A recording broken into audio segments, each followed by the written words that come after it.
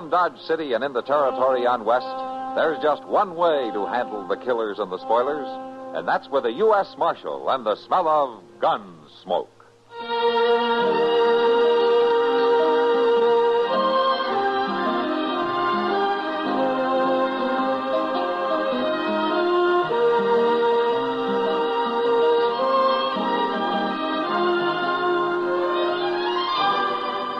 Gunsmoke, starring William Conrad, the story of the violence that moved west with young America, and the story of a man who moved with it. I'm that man, Matt Dillon, United States Marshal. The first man they look for and the last they want to meet. It's a chancy job, and it makes a man watchful and a little lonely.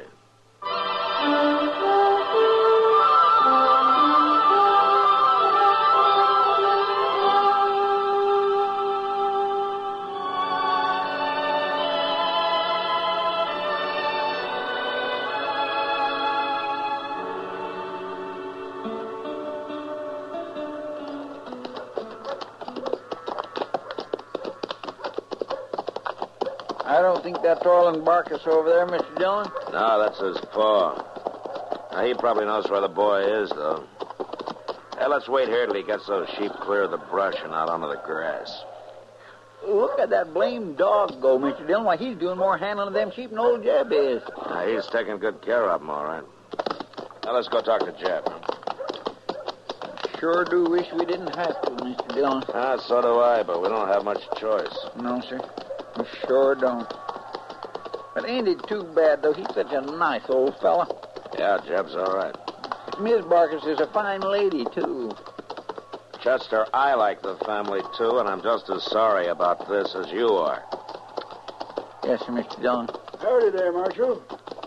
Kind of far piece off the beaten path now, ain't you? Yeah, I guess so, Jeb. How are you? Fit, hale, and ready for any plague that heaven wants to send. Morning, Chester. Morning, Mr. Barkus. How you like that flock of sheep, Marshal? That looks like they wintered all right, doesn't it? Yeah, wintered fine.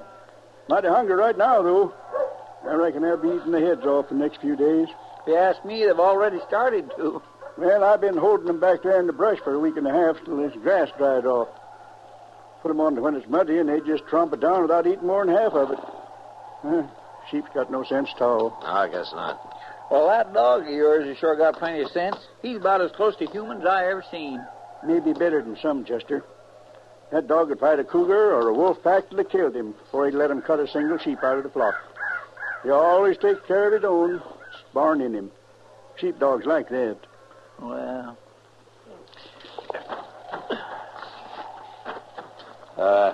Jeb, is your boy Orland up here with you?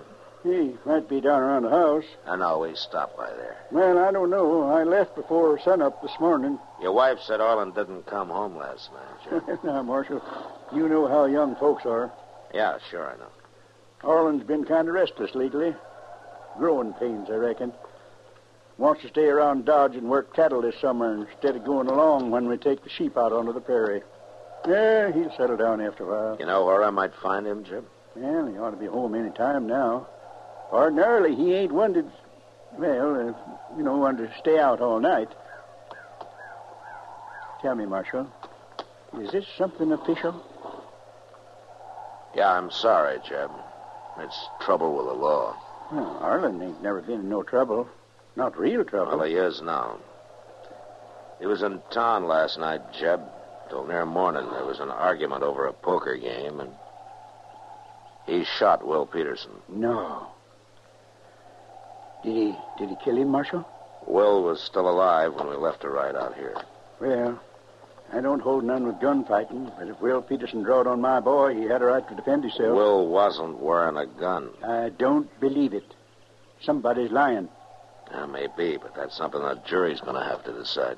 If thine own offend, deliver them not unto Canaan, but judge ye the faults thereof in thine own tents. The law doesn't look at it that way, Jeb. Arlen's one of my flock, Marshal. I'm sorry, but I got to take Orland in for trial. And the best advice you can tell him is to give himself up. Marshal, I'll have to think about that and talk to him before I decide. All right, you do that, Jeb. But before you make any move you'll regret, just remember one thing. You're not a sheepdog, Jeb, and the law's not a wolf pack. Orland is charged with attempted murder, and he's gonna stand trial.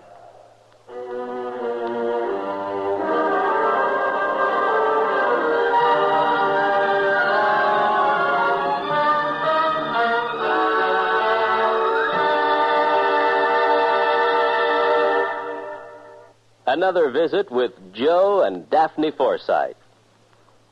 Joe? Joe?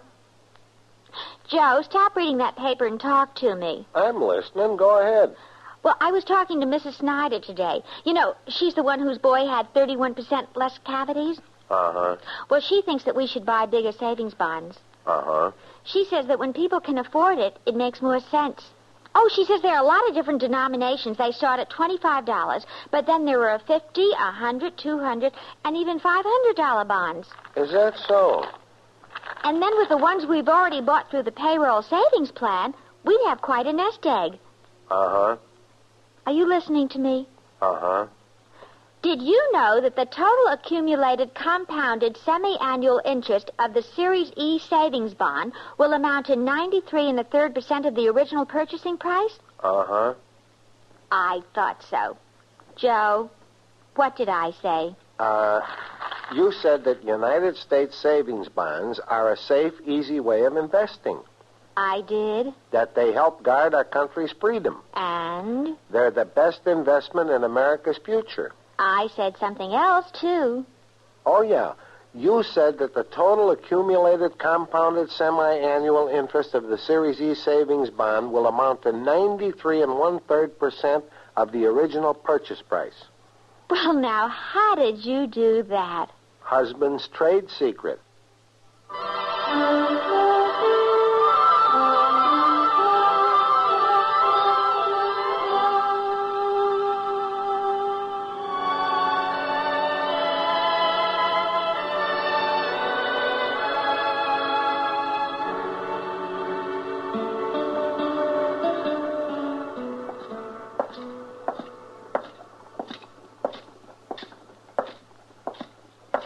Matthew.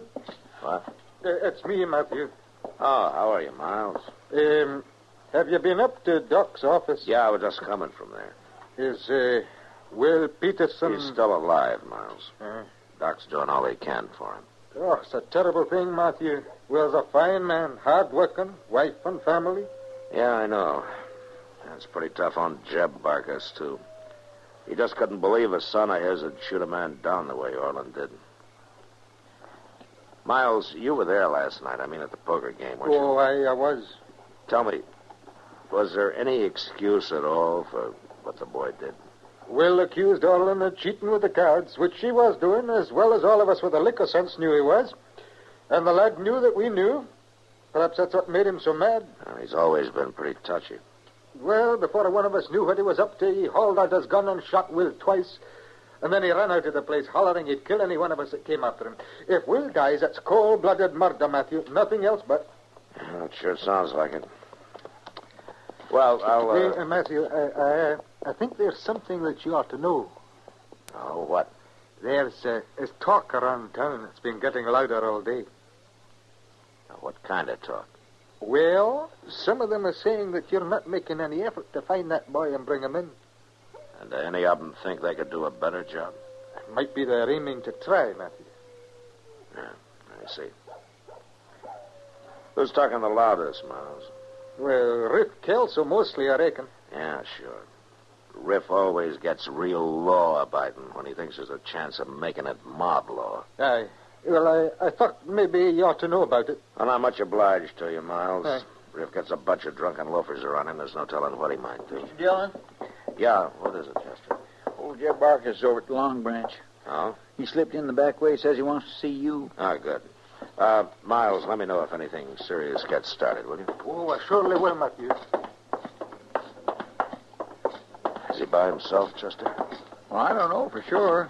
He won't say nothing till he sees you. Well, I hope he's brought the boy in. It'd be better all the way around if he has. Well, how do you know Orland even went home, Mr. Dillon? Maybe he just hit the trail out of town. Now, I'm betting different, Chester.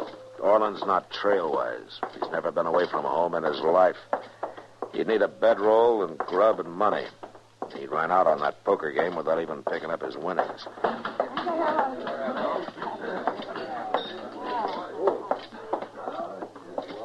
Hello, Matt. Chester. Kitty. Miss Kitty. Kitty, is Jeb Barker still here? Yeah, back there in the corner below the stairway. Oh, good. Matt, have you caught the boy yet? No, not yet. What's it all about? I'm not sure, Kitty, until I talk to Jeb. Is Will Peterson still alive? Yeah, so far he is. You know, there's a lot of talk around here. Yeah, I know. Miles McTaggart's just telling me. But talk never moved any mountains, Kitty. Yeah, it's moved mobs, though. Suppose Will dies, Matt. Kitty, a man would go crazy on this job if he went around supposing things. Just the same, it could mean trouble. Forget it. Well, I'm going over there and talk to Jeb. All right, Matt.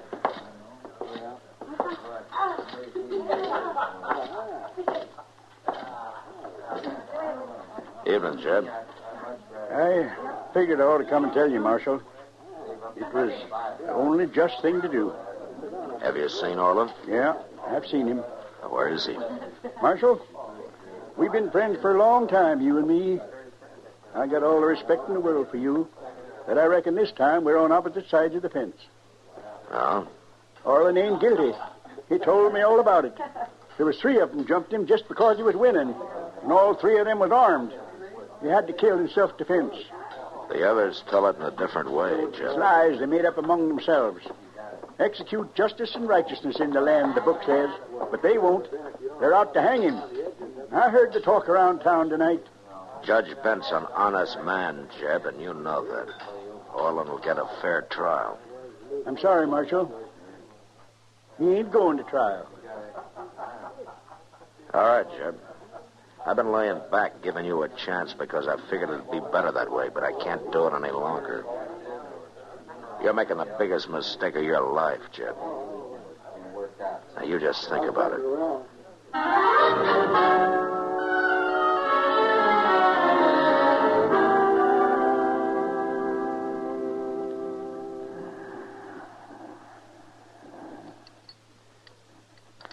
Is Will any better at all? No. Yeah, it's a thankless job, that doctrine. No matter what you do, people are going to die anyway sooner or later. But a lot of times you can try to make it later. Yeah. Hey, want some coffee, Matt? Yeah, I guess so. You know, it'd be a lucky thing for old Jeb and the boy if Will does manage to pull through.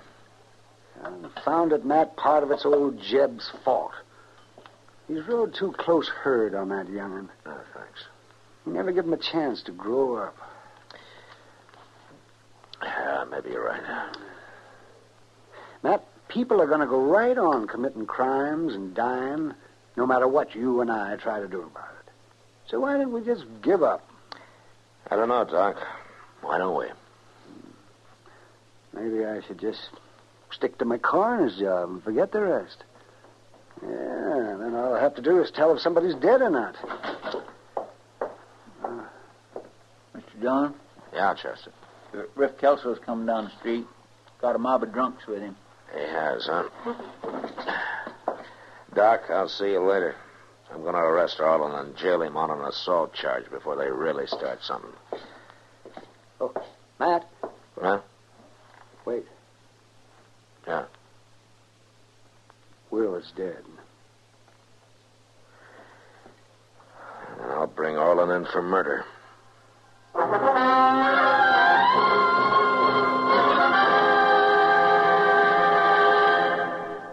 Did you ever pick up a newspaper or magazine, read an interesting article, and then put it down and say to yourself, I wish I knew more about that? Well, you're in a position to know more about a number of things. As a member of the United States Armed Forces, you have the opportunity to continue your education through the United States Armed Forces Institute. USAFI courses are almost limitless. There might even be one on the subject of that article you read. A simple inquiry on your part can open up vast new horizons to you. You may study alone or in a group. Both types of courses are available through USAFI. Why not take advantage of this opportunity? Develop power through knowledge with a USAFI course.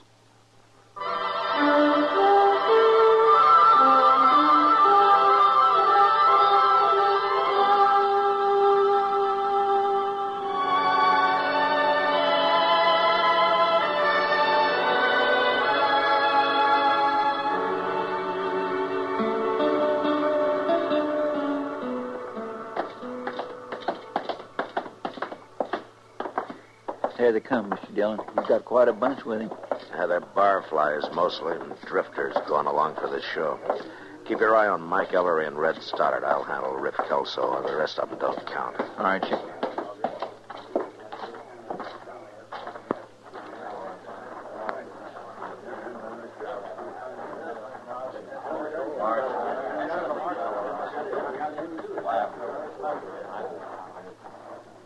You boys got something in mind? More'n you got, Marshal. The way things look. I suppose you told me about it, Riff. Dang right we'll tell you about it. We're old friends of Will Peterson's, Marshal. We aim to see justice done. That's fine. So do I. Well, then why ain't you done nothing about it? You had since last night to find that kid and bring him in. What are you trying to do? Let him get clear out of the country? He hasn't gone anyplace. How do you know where he's gone? You sure he ain't spent no time out looking for him, and all the while Will laying up there dying. You're wrong, Riff. Will's already dead. Dead? You hear that, boys? Will's already dead. That murdering little rat shot Will down in cold blood, and the marshal ain't even bothered to go after him. At least not till now. Now that he's given that murderer plenty of time to get away. You got any reason figured out why I'd do that? You're dang right I got a reason. Everybody in town knows you and Jeb's been friends for years. What I say is, if there's going to be law, there's going to be law for everybody, and that goes for the marshal's friends, too. Well, I'm glad to see you've changed your way of thinking, Riff. So you and your boys are out to enforce the law tonight, is that it? You're dang right, that's it. We got the rope along to enforce it with. If you ain't man enough to do your duty, then we're going to do it for you. All right, Riff, shut up and listen. The rest of you two, shut up! Because this is the last one and you're going to get. While I've been marshal here, nobody's ever been strung up by a mob, and as long as I go on being marshal, nobody's ever going to be. Now, is that clear? You're bucking a pretty good-sized crowd here, ain't you? Not as big as the law, Riff. Might be we're aiming to change the law some, Marshal. And the lawmen right along with it. Anybody who wants to apply for the job is welcome to put in his bid any time. How about right now?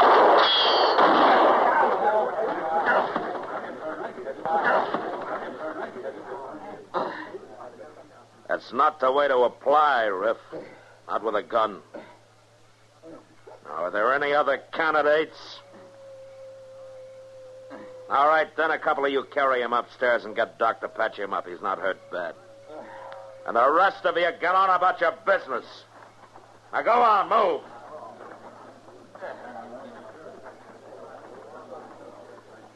All right, Chester.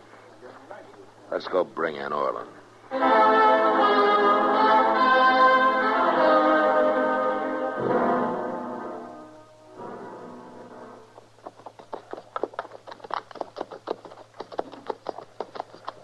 Ain't much sign of life around, Mr. Dillon. And there must be somebody here.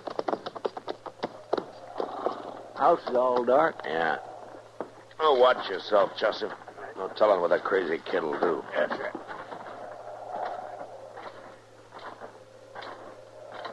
Maybe old Jeb took the whole family and run for it. No, there's a horse and wagon tied by the barn there.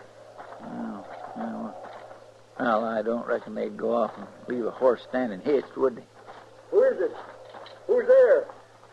It's Matt Dillon, Jeb. Are you alone? I'm alone, Marshal. Come on up.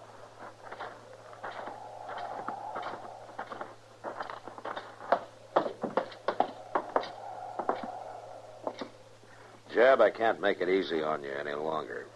Will Peterson died a little while ago.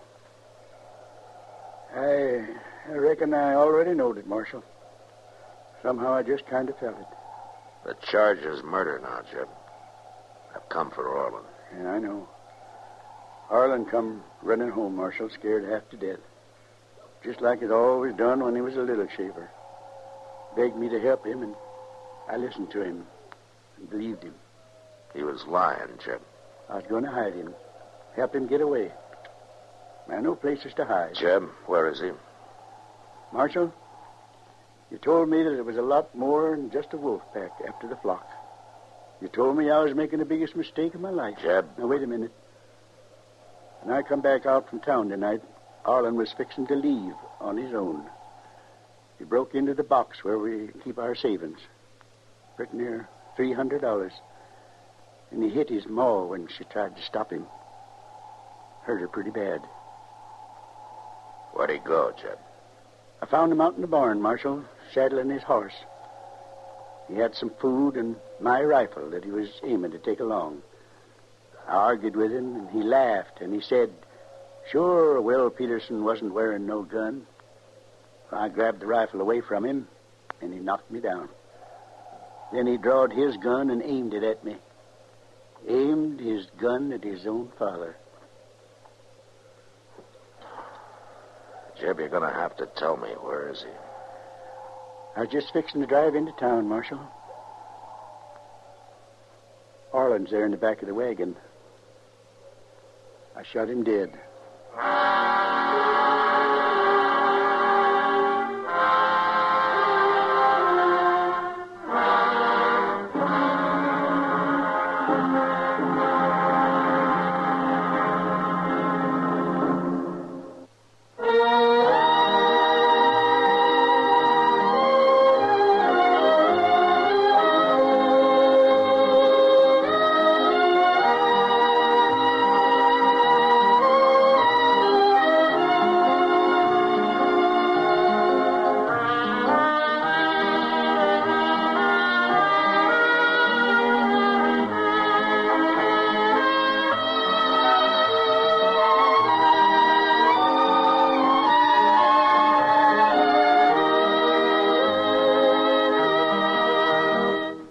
Gunsmoke, produced and directed by Norman Macdonnell, stars William Conrad as Matt Dillon, U.S. Marshal.